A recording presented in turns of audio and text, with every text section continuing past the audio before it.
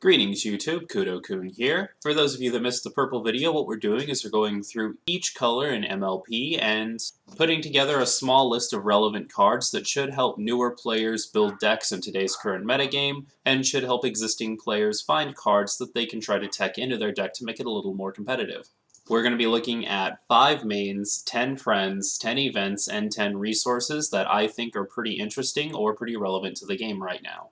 Quick disclaimer before we get started, I'm not a high-level tournament player or anything, so the meta might contradict some of the cards I've chosen for my list. If you are a high-level player, then please leave your thoughts in the comments section below. We'd love to hear it. The more information, the better.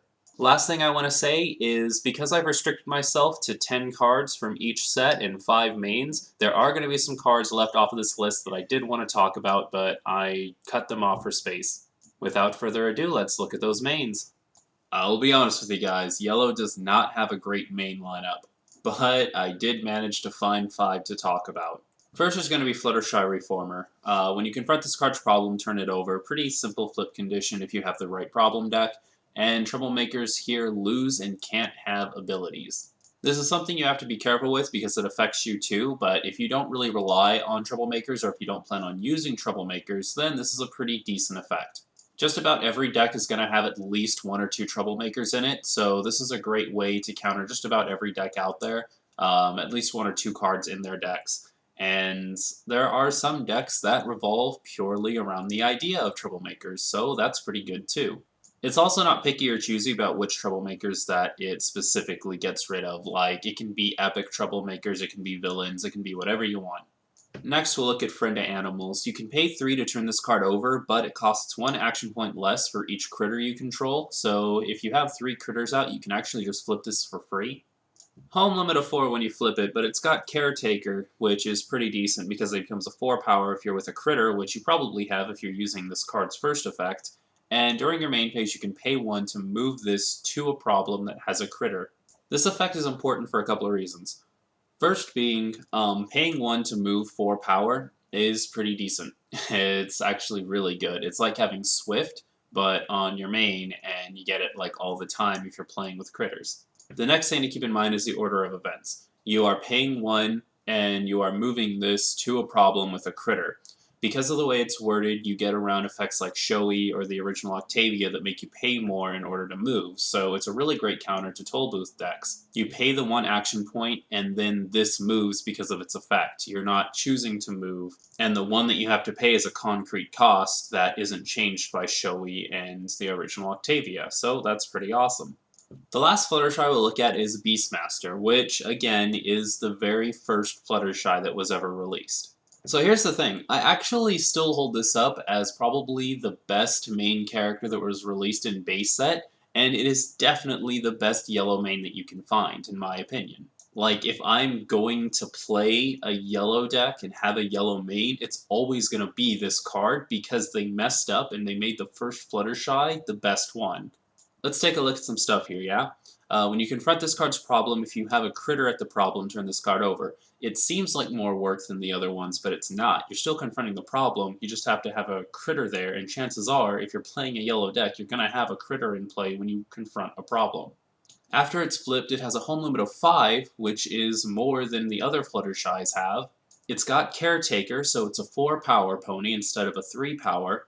And at the start of a face-off involving this card, you can move a critter friend to this card's problem. This is something I referenced a lot in the purple video. Face-off is a very general term nowadays. You hit a troublemaker face-off, you move a critter over. You hit a problem face-off, you move a critter over. If you play a card that forces a face-off, then you move a critter over. That's so much free movement, especially with how powerful some of our critters are. I won't be displaying it in this video, but there's literally a 5 power bear critter that you can play with. 5 power, moving it around for free all day, it's just really good, and just trust me, alright? You want this effect. You want to be moving stuff to this card's problem for free. Next we'll move on to a Princess Celestia. Its flip effect is pretty simple. If you play an Alicorn and then you play a second Alicorn while you have the first one still in play, then this flips over. And it's got a home limit of 4, and if you have a Princess Luna, a Princess Twilight Sparkle, or a Princess Cadence in play, then all of your Alicorn friends have +1 power. Alicorn decks aren't really something that we've seen a lot of success come out of, but if you do plan on building the deck, then this is pretty much the only main that you have available to you. Besides, that +1 power is not bad, especially since it doesn't cost anything. Lastly, we'll talk about Bubbly Mare. They did this really weird thing with Derpy where, like, they didn't want to use the name Derpy, so they ended up using a whole bunch of really weird names for this same pony. Anyways, this one's name is Bubbly Mare. Honestly, I didn't really like the mains that came out of this set because all of them revolved around, like, getting 5 tokens, and then after you have the 5 tokens, you can flip it over to get its effect. They're really slow, which is what I'm trying to say. Like this one, you have to confront a problem in order to get a postage counter on this, and if you can get at least 5 postage counters on this, then you can take them all off and then flip this card over.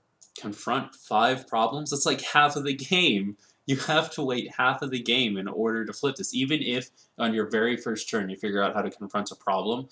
You have to do that, and then you have to confront 4 more problems on top of it. It's just too long, dude. It's way too long. But credit where credit is due. If you can pull that off and get this successfully flipped, then it's got a pretty darn good boosted side effect. Opponents can't play more than 1 card of each type per turn. That means if your opponent plays a friend, no more friends for the rest of the turn.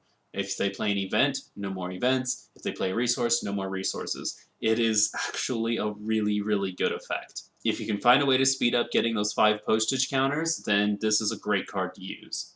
Let's move on to friends. We'll start by looking at a few critters because critter is one of the things that yellow is known for. I wanted to limit the number of critters that I looked at because if I just looked at critters, I could make a whole list on those just by themselves. So keep in mind that the critters I'm going to talk about are only a handful of the useful critters that you'll find. Starting here with Eagle Soaring Raptor. It has a pumped effect, and pumped isn't something that you'll be using a lot in yellow, so having this card with pumped is pretty okay.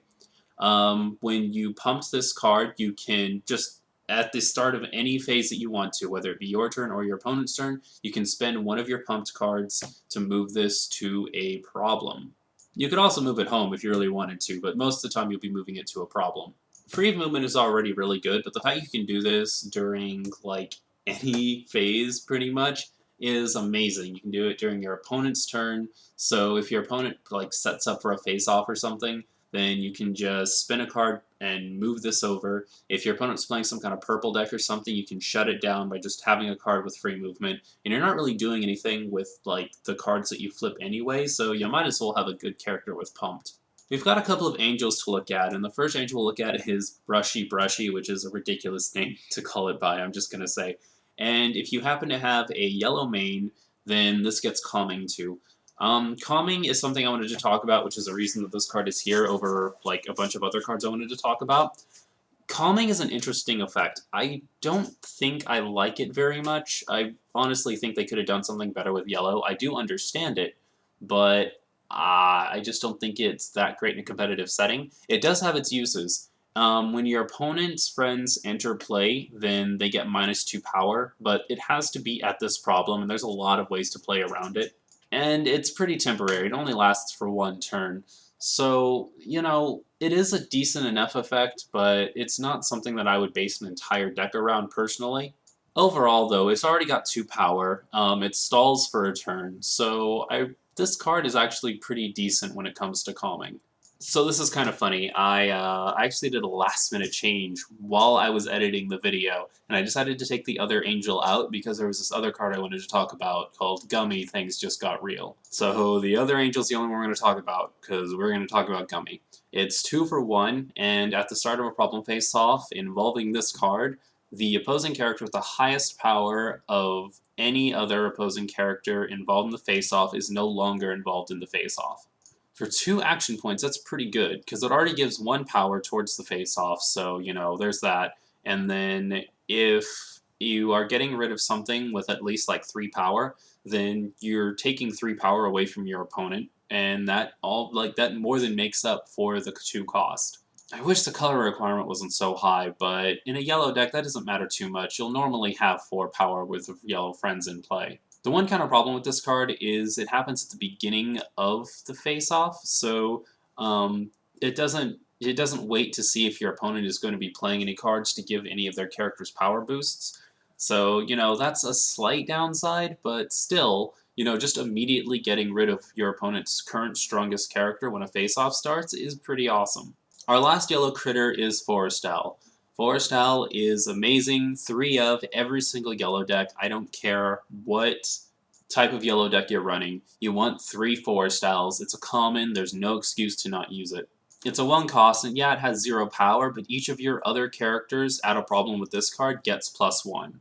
Even if you ignore the fact that this is a yellow deck that gets a ridiculous amount of characters on the field, even if you only have 1 character at the problem, you're paying 1 for 1 power, so it already pays for itself in power pretty much, because it gives its power to somebody else. If you happen to have 3, 4, 5 characters at that problem, then you're paying 1 for like 3, 4, 5 power, and that's just really good.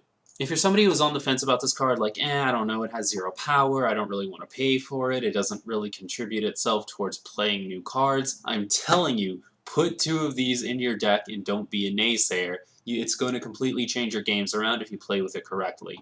My signature play when the game first came out was to have Forest Owl at home and then move it with Beastmaster, Fluttershy, and then just completely dominate a problem face-off. Also keep in mind that the +1 power boost is permanent as long as they're at the problem with this character, so if you happen to be playing like a yellow-pink deck, for example, and you have this in play with a bunch of Pinkie Pies, then their powers go up, making it easier to meet pink requirements as well. Just no excuse, guys. I would never run this card at less than 3 if I'm running a yellow deck.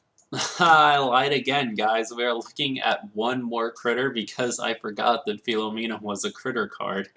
We are just on the ball today, aren't we, guys? So let's talk about this card for a second. First of all, some people are going to remember that I've got a lot of problems with a little card called On Even Ground Rainbow Dash. This card is even better than that card in my opinion. So first, it's 1 for 2 power, so it pays for double its power in action points, which is already pretty good. And then at the end of each opponent's turn, that opponent loses action tokens until they have no more than 2. Yeah, that's pretty darn awesome, especially considering yellow has ways to get rid of those 2 action points. You can pretty much make your opponent start over from scratch in action points like every single turn. This card almost single-handedly eliminates control decks. This card will help you against pink decks, this card will almost completely dominate white decks, and this card is pretty darn good against purple decks. It's not something you need a whole lot of, like if you did have 3 of these in the deck, it wouldn't be a downside, because if they happen to get rid of 1, then you would have backups, plus paying 1 for 2 power, like there's really no reason not to run this card at more than 1 because even if you could only play it as a 1 for 2, it'd still be good, especially because it's a critter. And the thing that makes it better than On Even Ground is that this doesn't affect you at all, it just affects your opponent. Your opponent can't play with any more than 2 action points, but you personally can play with as many action points as you want to. Keep in mind they do get their bonus action points at the beginning of the turn, so if you're getting like 3 a turn, and you bring your opponent down to 2, then at the beginning of their turn they get 3 and go back up to 5. But most control decks save up between 7 and 10 before they start going off, and this makes it so they can just never go off. They have to play slowly like the rest of the decks. Now let's take a look at some more Fluttershies. So this is backup vocals. When this card enters play, you can choose to put a friend or a resource into its owner's hand, or you can turn a main character over. This has a couple of really neat uses. The first being, obviously, if your opponent has a main character with a flip condition that you don't necessarily like, then you can flip it back over and slow them down. It'll cost them at least 2 power because their main is going back down to 1 instead of being at 3. And even if you're in a case where you just can't do that, then you can return a character to its owner's hand. This costs 4, so if you take the 2 power from this, then you have to get rid of a friend with at least 2 action points, or higher in its cost, and it's paying for itself. If you get rid of something really expensive, like a 5 cost or a 6 cost or something, then your opponent has to repay for that, buying you another turn. I do also want to say that if you happen to be running this in something really awesome, like a Queen Chrysalis deck, then you can Queen Chrysalis over and over again, which is actually something that I'm going to have to think about doing. Next, we'll look at Critter Caregiver. Critter Caregiver is a neat card, and the reason I wanted to talk about it was because Critter Friends don't count towards your home limit, which is pretty awesome. If you're running a very swarmy deck that's running a lot of critters, then this makes you pretty much unstoppable because one of the downsides of having a critter-heavy deck like this is the fact that in order to keep all your critters in play, you have to get rid of all of your really key cards. Well, with this, you could just have your key cards take up your home limit and have as many critters as you want to, and they just don't even count. This also combos a bit with a resource that we'll take a look at later. Our last Fluttershy is going to be Reliable Racer, and its effect is kind of hard to read, so I'll read it out for you. During face-offs involving this card, players flip one fewer cards. One really cool thing about yellow is it's got a lot of swarm potential, so you can have very, very high powers in play at once. And the one thing that can kind of suck about that is you're playing with such low power characters that flipping a good card for a face-off is almost never going to happen. So during normal circumstances, if both you and your opponent are flipping one fewer cards, it means you're going to be flipping no cards, which means you can just straight up win a face-off based on what you have. The luck element is taken completely out. There's no way for your opponent to just flip like a 5 or a 6 or a 7 and completely zone you out. Another neat thing about this card is if you happen to play a card that lets you flip more than one card, then you could be the only one flipping cards during face-offs. I don't even need to explain to you guys that that's pretty awesome. Quick look at a Princess Celestia. We have Royal Decree.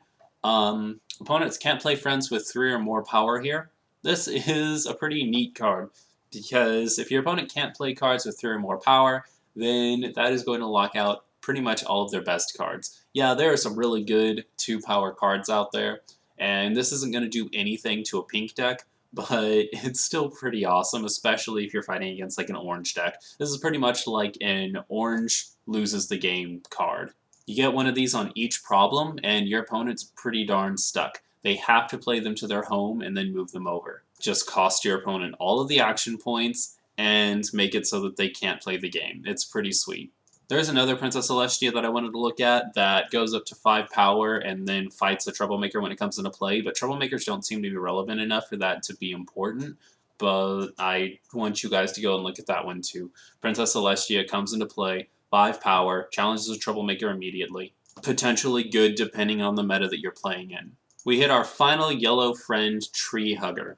3 for 3 power, and it has an immediate effect, pay 2 to move up to 2 of your critter friends. This card is very important.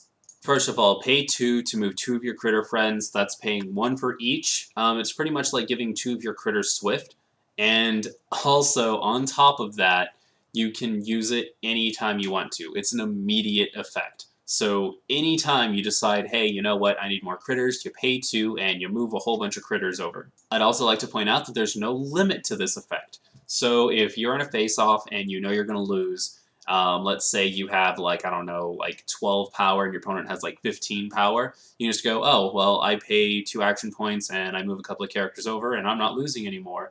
Immediate means that you can also use this after you've flipped your cards for the face-off. So you can make absolutely sure that after you flip the card for the face-off, you need those critters and then move them over. Just everything about this card is bananas. I love the fact that you're paying 3 for 3 power, and it's only got a color requirement of 1. So if you're playing a yellow deck, that you can just bring this out anytime you want to, and its effect is just good all game. This card, again, combos with a card that we'll look at a bit later that turns one of your characters into a critter and just makes it even more obnoxious. Getting onto events, we'll start with a cuddle with Pekingese. I don't know how to pronounce it, guys, but we're going to start with this one. You reveal the top card of your deck to your opponent, and you draw it. And if the card happened to be a critter, then you can pay 1 less to play that particular friend this turn, and you can also draw another card. This card is pretty darn efficient for a cost of 1. Plus, it's got that 5 power sitting up there, so if you flip it during a face-off, that's pretty cool. You get 2 cards off of it, and you can pay 1 less action point for one of the critters that you draw into. Since this card costs 1, and you're paying 1 less for the critter that you're going to play, then it's pretty much like you're not even really paying for this card, you're just getting 2 cards, and that's it.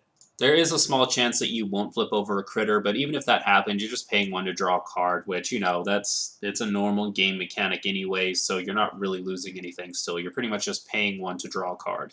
Rise and Shine costs 1 and puts 2 1-power critter friends into play. Sorry, I'd like to clarify those are critter tokens, so it's not like you get to play 2 yellow friends, it's like they're actually tokens that come into play at 1 power.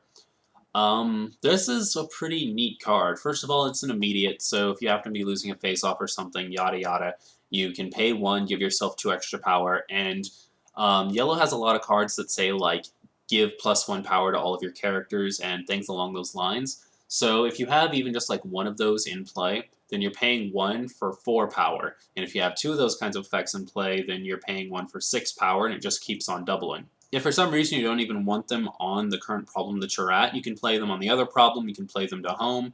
It doesn't really matter where you put them. Overall, there's just nothing wrong with getting 2 yellow critter tokens in play.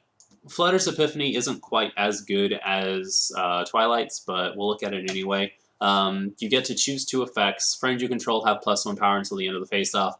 Oh man, it's almost like I chose this card here intentionally because it combos with the fact that we can get 2 critters in play. You can unfrighten a friend, which is, situational, or an opponent loses 1 action point and you gain 1 action point. Chances are what you're going to be doing is having all of your friends gain +1 power and then having your opponent lose the 1 action point and gaining the 1 action point. This is controversially good. Its first effect obviously is really amazing, and its second effect makes this cost 2 instead of 3 pretty much, so you're not losing as much on it, and your opponent loses 1, which could potentially be good, but if your opponent used all their action points during their turn, then that effect's kind of useless. It's only worth like 3 power in face-off, so it's not good there either. This isn't the greatest card ever. It's probably not a card you'll be running a whole lot, but if you happen to be fighting in an environment where Frightened decks are actually a thing, then you could potentially like tech this in and have that Unfrighten on top of your opponent losing action points and you gaining action points or getting the +1 power. Critter Stampede is hilarious. So your opponent plays a friend, and then you pay 2 and you put that friend right back in their hand, and they have to replay it if they want to play it again. This card can catch people really off guard because a lot of good cards cost 4 or more now, so your opponent pays 4 to put a really good character into play, and then you play this card and you put it right back into their hand. There is one huge problem I have with this card, and that's right now on-play effects are a really big thing. So if your opponent plays a character that has a really good on-play effect and then you put it back into their hand, that can hurt because then they can pay the 4 to get that effect again. Like if you're using this against like a Pinky Responsibility Pie or something, just forget about it. Although I guess now it's Tom the Rolling Rock and Responsibility Pie isn't quite as good as it used to be. I'm going off on a tangent. What I'm trying to say is if your opponent has a good on-play effect and you play this card, you could potentially be helping them out, but if they don't have that kind of thing, then this is actually a really neat card. Ah, man, Critter Cavalry. This card brings back so many memories, guys. Used to use this card to win games all the time. You pay 1 during a face-off after you flip a card, and that card gets +5 power for this face-off. So for those who don't understand, after you flip a card during a face-off, you pay 1 and it gets +5 power. That's pretty much it. It's free 5 power for a face-off. Just so good. So good. There's so few cards out there people actually run that get rid of cards from face-offs after they're already been flipped. So pay 1 +5 power. It's going to win you a lot of face-offs, guys. I promise you. I wanted to look at Stay Quiet the longest because like the fact that yellow even has a showdown effect is really good, especially if you're running Beastmaster like you should be. Then on top of actually using this effect, you also get the whole free movement from Fluttershy.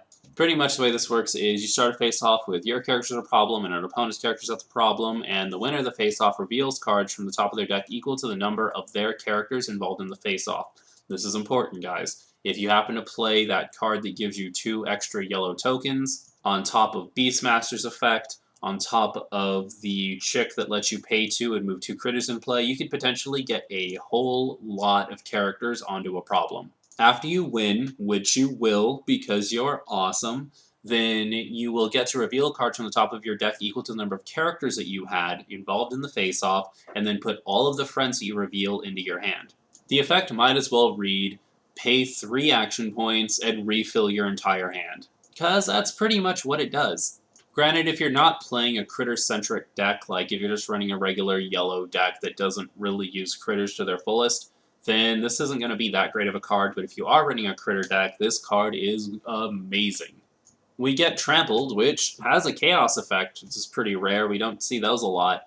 If you happen to flip this card during a face-off or something, then all your opponents lose an action token. Decent enough, I guess, but it's only worth 3 powers, so you're trading off the fact that you're probably going to lose the face-off to get your opponent to lose 1 action point, so whatever. And then its main phase effect is your opponent loses 2 action tokens. Having 3 of these in a deck with Philomena can be pretty lulzy. It can really drain your opponent and make it hard for them to play. Even if you don't have Philomena, it's 1 cost to make your opponent lose 2. The potentials could be higher with other cards, but I still like this card as a tech card because of Philomena. Bring him down to 2, then take those 2 away so your opponent has to start at 0 again at the beginning of their turn. Lie Low is pretty much an even better Critter Stampede. The one kind of problem I have with it is you can only use it during your main phase, so if your opponent has some kind of like crazy combo they want to get off, they're going to get it off before you have a chance to do anything about it, whereas with Critter Stampede you can just stop them from going off immediately. I would say that this is probably better against an orange deck, and the other one would be better against a blue deck, if you know what I'm talking about. But anyways, it's just pay 2, put an opposing friend into its owner's hand, use it during your turn to get some kind of advantage, stop your opponent from completing a problem so that you can just confront the problem and get the bonus points or whatever. I don't know, it's a pretty neat card. Yay is a classic card that should be in pretty much everybody's deck. It's really important. If you have this card in your deck, then play on your opponent's problem, and when you are in a face-off at your opponent's problem, because that's where you're playing mainly, then all of your characters get +1 power until the end of the face-off at that problem. Guys, it's free power. I don't know what else to say. It's worth 5 power, so if you happen to flip it for a face-off or something, then you still get that. And even if you've only got 1 character at your opponent's problem and you're stuck in a face-off, that's still 1 power you're getting for free. It doesn't have a high color requirement, it doesn't cost anything, so there's really no reason to not run this card. Personally, I run this card at about 2. I think 3 can be a little overkill because you're not always going to be fighting on your opponent's problem. But I think 2 is a pretty nice card for this to be at in pretty much every yellow deck imaginable. It's even stronger in the critter decks, but if you're not running a critter deck, it's still good. Our last yellow event will be Doctor's Orders. During a problem face-off, you can play this to put the friend with the power higher than any other friend in the face-off into its owner's hand. This card is pretty much strictly for your critter decks. Critters have very, very low power, so you can potentially just take your opponent's strongest character out of the game, put it back in their hand. Not only do they not have them for the face-off, but they have to repay their action points to put them back into play next turn. This again hits the problem where if they've got a really good on-play effect, then it can be kind of sketchy playing this card because they get the on-play effect again when they play the card again. But it could be worth it just to win the face-off.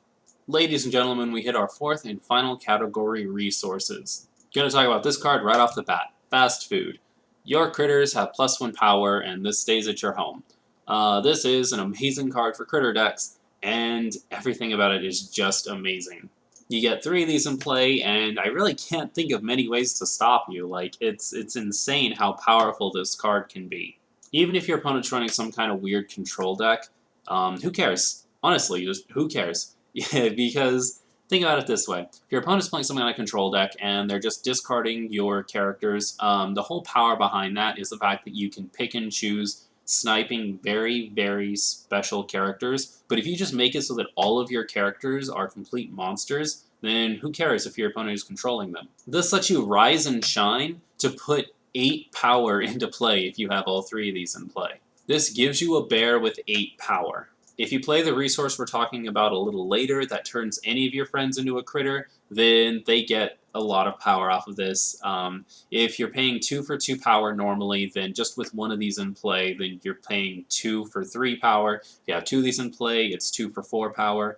There's no downside to this card at all. It's just amazing. Another thing is decks are running very, very slim resource management right now. So if you happen to play this and your opponent does get rid of it, then fine, whatever. It's really not that big of a loss. It only costed you 2.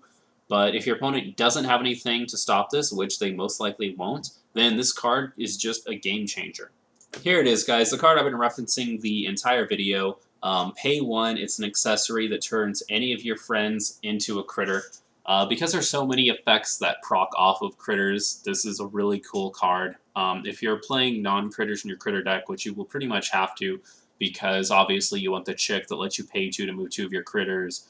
You want some Fluttershys in your deck, and they're not critters, so you can use this to turn your non-critter friends into critters and let them get the awesome effects as well. This next card I wanted to look at just because it interests me a little. It's your opponent must pay 1 to rally friends here.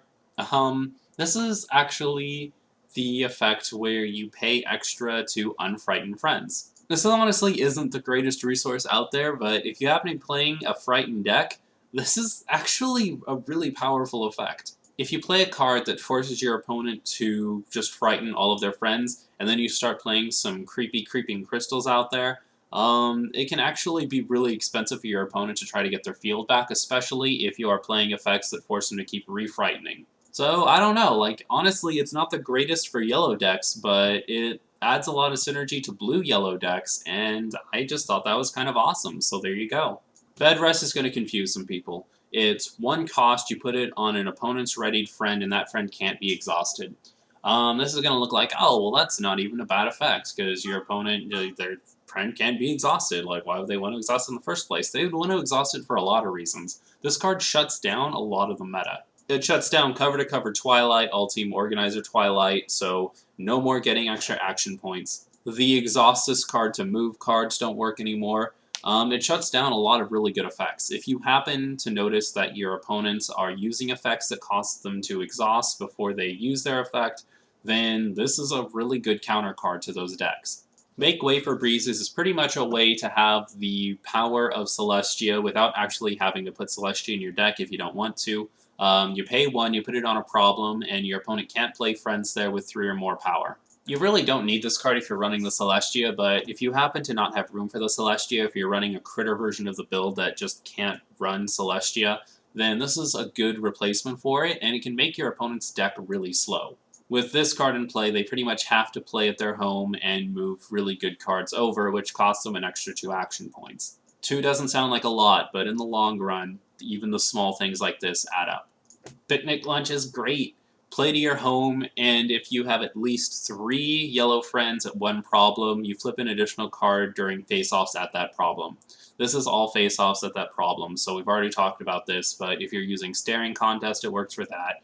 If you're using Problem Face-Offs, works for that. Troublemaker Face-Offs works for that. The cool thing about this is if you combine this with the cards in yellow that make it so you and your opponent flip 1 less card, then you get to flip cards and your opponent doesn't get to flip cards, and this card stacks on itself. So if you have 3 Picnic Lunches in play, then you're flipping 4 cards for face-off, and your opponent's only flipping 1. This card is a little outclassed nowadays because obviously if you're playing critter-centric decks, then you're not going to be flipping very powerful cards for face-offs anyways, but if you happen to be running something like a yellow-orange, this can be a very devastating card. You flip 2 Tall Tales or like an Applejack or something, and your opponent's going to be in for a world of hurt. Orange friends have hella high power. Just run one of these in your deck along with the Fluttershy that makes it so you and your opponent flip 1 less card and notice the difference. Speaking of which, we're also going to look at T-Set, which is pretty much the same thing. You play it to your home, and at the start of a face-off, you can pay 1 and exhaust this card to have you and your opponent flip 1 less card during the face-off. Reliable Racer Fluttershy might be kind of hard to get your hands on right now because it's so rare, but this is only a regular rare, and it's really easy to get a hold of, so if you wanted to use a strategy like the one I was just discussing, then you can use this one. Even if you're not going to use Picnic Lunch, just making it so that you take the luck factor out of the battles altogether can make this deck much more powerful. Overwhelm them with no chance of a comeback. Conductors Baton is that card you bust out when you've already used your fast foods. Only having your friends with a cost of 2 or less can be a little bit shaky, but there's a lot of cards that this applies to. Philomena being 1, so you're paying 1 for 3 power on top of the awesome effect. The Angel is a 2 cost, you can use it for that. Your Forest Owls get +1 power. Your Hummingways get +1 power if you're choosing to use those. It hits a lot more cards than you would expect. I still wouldn't run this over fast food because there's a lot of cards it doesn't hit, like this card doesn't work for Eagle, and Eagle is really important, and it doesn't work for the Bear. The Bear can be really important. But if you're already maxed out on fast foods, then throwing in 1 or 2 of these couldn't hurt. And if you're also pairing up the deck with, like, let's say you're running a blue-yellow, for example, then this card can affect your blue cards as well, whereas the critter one only affects your yellow critters. There are one or two troublemakers out there that are causing, well, trouble, and you can use Soothe the Savage Beast to take care of most of them. Yellow Parasprite, Pink Parasprite, Paraswite Swarm. Those are some of the main ones you can get rid of, but this is 2 cost and you can play it on one of their troublemakers and it just doesn't get any of its abilities during the troublemaker phase. This also affects some villains too, I found, so this card has a lot of targets. You play it, it becomes a vanilla, and then there's really no more pressure to defeat it unless you absolutely need to score the points. It's pretty awesome and it's splashable in any deck that's using yellow. And finally, we're going to look at Smile and Wave. Pay 1, put this on a friend, and then every time you play a friend's, the attached card gets +2 power. You can potentially get a lot of power off of this. If you pay 1 for it and you play 1 friend afterwards, then it's 1 for 2 power, and then every turn that you're playing at least 1 friend, that friend is going to go up by at least 2 power for the turn. There's very rarely going to be a turn where you're not playing at least 1 critter or something, so this is definitely a card to look at. Oh, that was a long one. So as a lot of you may know, I'm not really an MLP fan. Like, I don't consider myself a brony or anything, but from what I've seen of the show, Fluttershy is my favorite, and yellow is my favorite color because I love having just huge armies of characters. From what I can tell, yellow has kind of moved away from the whole critter aspect, not in the terms of not making new critters, but back in the old days, the only real viable way to run a yellow critter deck was to have a bunch of 1-cost, 2-cost critters, hand draw, and then just drop 10 characters on the field and control the board. Yellow has sort of evolved to have less low-cost critters and more high-cost critters with decent movement options. Tree Hugger is a complete game changer, because now with cards like that, you don't necessarily want to be having a bunch of low-cost critters, you want to be having really powerful critters that can move along with effects like that in Beastmaster. For splashes, I'm thinking that orange or white would probably be your best bets. Orange because it's obviously really powerful and it affects your opponent's hand. A lot of yellow is about returning stuff to your opponent's hand and then discarding cards from their hand. And then white kind of makes up for your sort of lackluster like resources and events. You can just have really powerful friends from yellow's side, and then on white side you can have mainly powerful events and resources. Personally, I used to run a yellow-purple, and the yellow-purple is really good too.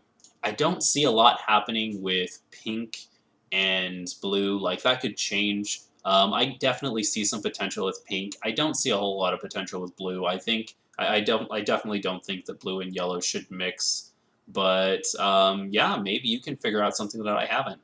If we're moving away from critters for a second, yellow has actually become a really nice color to splash. I remember back in the day, yellow was a really selfish color. You couldn't really splash yellow into something else. You had to splash something into yellow and play a primarily yellow deck. But nowadays, you could completely ignore the critters and just have yellow friends help out another color by getting rid of cards from the field, by returning them to hand, or by controlling your opponent's action points. And the deck actually has some decent anti-troublemaker and anti-meta cards too, so, you know, there's that. But I think that's about all I have for you today. I'm just kind of rambling now. If you enjoyed this video, please leave it a like. Those things really do help us out. Leave me your thoughts on the color, as well as anything I might have left out in the comments section below. Remember guys, this is all about information and learning, so if you have any thoughts, please leave them down there. I'm sure somebody will get some use out of them. And finally, subscribe to stay up to date on the latest Kudou news. Hopefully I'll be back soon with a video on white.